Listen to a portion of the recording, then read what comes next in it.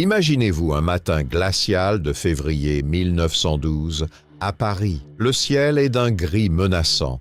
Les rues sont pleines de passants emmitouflés dans leurs manteaux et écharpes. Tout semble normal. Mais au sommet de la Tour Eiffel, le cœur de la ville bat d'une manière particulière. Vous êtes là parmi une foule curieuse, tous les regards tournés vers un homme vêtu d'un étrange manteau qui se tient au bord du vide, au-dessus de la capitale. C'est un homme comme tant d'autres, mais aussi pas comme les autres. Il semble prêt à sauter dans le vide. À cet instant précis, un silence lourd envahit l'air. Les rires nerveux s'estompent, les murmures cessent. Il va faire quelque chose d'extraordinaire, quelque chose que vous n'imaginiez pas en vous rendant ce matin-là à la Tour Eiffel. Une idée farfelue, peut-être, mais en tant que témoin, vous êtes suspendu à cet instant. Vous ne pouvez détacher vos yeux de cet homme. Il n'est pas un simple observateur du ciel, il veut le toucher. Mais est-il prêt à payer le prix de ses rêves? Tout se joue maintenant, et vous êtes là à observer l'histoire en devenir. Franz Reichelt est un homme modeste, un tailleur viennois installé à Paris. Né en 1879, il mène une vie qui semble aussi ordinaire que celle de nombreux autres. Dans son atelier de couture, il travaille à créer des manteaux et des costumes, des vêtements de luxe pour des clients exigeants. Mais derrière cette façade de tailleur se cache un esprit curieux, obsédé par un rêve étrange et radical, voler. L'aviation est en pleine effervescence au début du XXe siècle. Les frères Wright ont réussi à faire voler leur avion en 1903 et des pionniers comme Louis Blériot traversent la Manche en 1909. L'aviation est le sujet de tous les regards, des conversations, des journaux.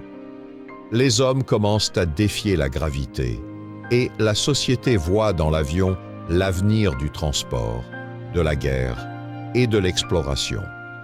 Reichelt, pourtant, est fasciné par une idée différente. Il n'a pas les moyens financiers ni la capacité de créer un avion. Mais il a un rêve un peu fou.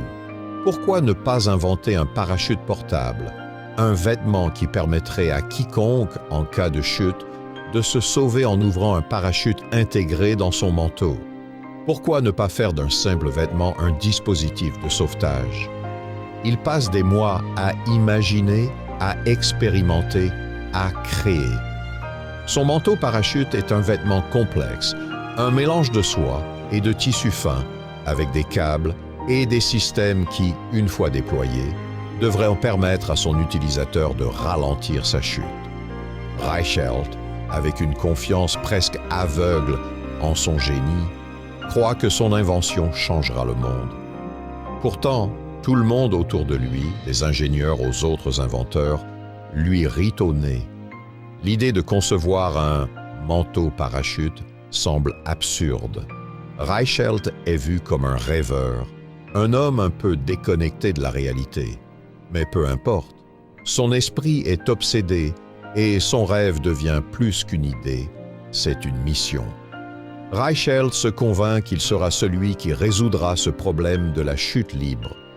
Franz Reichelt n'a pas la patience de tester son invention dans un environnement contrôlé, ni l'argent pour financer des essais en laboratoire ou en avion. Non, il veut tout démontrer en un seul coup. Il va tester son invention devant le monde entier. Il choisit le plus grand symbole de Paris, la Tour Eiffel, la fameuse tour de fer qui fait la fierté de la capitale. L'iconique monument, à 57 mètres de hauteur, lui paraît être le lieu idéal pour prouver la véracité de son rêve.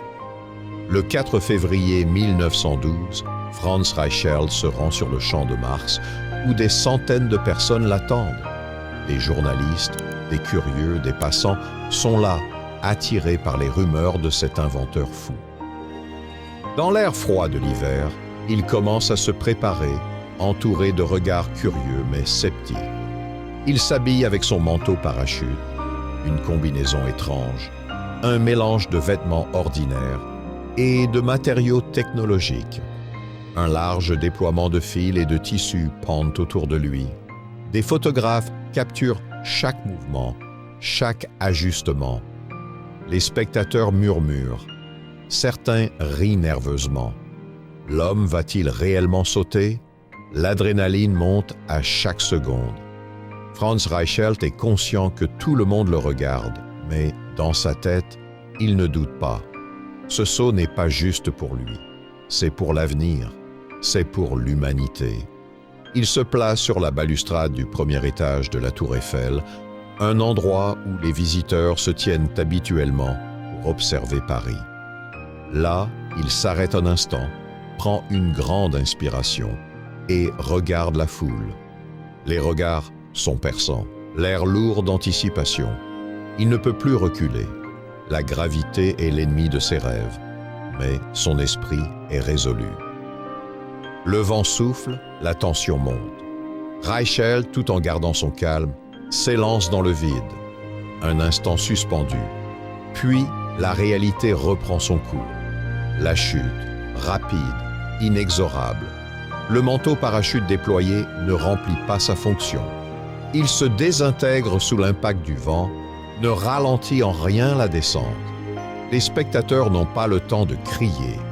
En un clin d'œil, Reichelt s'écrase contre le sol, juste devant la base de la Tour Eiffel. Le silence qui suit est assourdissant. Les journalistes et les témoins, horrifiés, courent vers le corps inanimé de Reichelt. Ce qui devait être un triomphe devient une tragédie. Le rêve d'un homme qui aurait pu marquer l'histoire se termine brutalement. L'histoire de Franz Reichelt ne se termine pas avec sa chute. Elle résonne dans les esprits de tous ceux qui l'ont vu. Il n'a pas gagné la gloire qu'il espérait. Au contraire, il a été la cible de moqueries et de critiques. Mais à travers cette tragédie, il laisse un héritage ambigu. Reichelt a été obsédé par l'idée de sauver des vies en volant. Mais son rêve s'est avéré être trop audacieux, trop incompris. Pourtant, son nom continue d'être évoqué dans l'histoire de l'aviation. Les progrès dans le domaine du parachutisme et des systèmes de sauvetage ne doivent pas occulter les visionnaires comme Reichelt, qui ont à leur manière ouvert la voie. Le manteau de Reichelt, bien que mal conçu, fut une étape dans l'évolution des dispositifs de sécurité aérienne. Des années plus tard, des inventions similaires verront le jour. Ce n'est pas une idée sans avenir. C'est une idée avant-gardiste, mais qui n'a pas trouvé sa place à son époque. Franz Reichelt, bien que son rêve de voler ait échoué de manière tragique, incarne cette soif humaine de repousser les limites et de défier l'impossible. Son histoire nous rappelle que l'innovation passe par des échecs, parfois coûteux, mais que ces échecs sont essentiels à l'avancement. Reichelt a voulu offrir au monde une nouvelle façon de concevoir le vol, et bien que son invention n'ait pas fonctionné, elle a ouvert la voie à des progrès futurs dans les domaines de la sécurité aérienne et du parachutisme. Son sacrifice montre aussi que le progrès exige des risques, que le rêve et l'ambition peuvent être dangereux, mais aussi nécessaires. Reichelt n'est pas simplement un inventeur malheureux. Il est un symbole de l'audace humaine, celle qui pousse à penser autrement et à faire avancer les choses, même au prix de l'échec.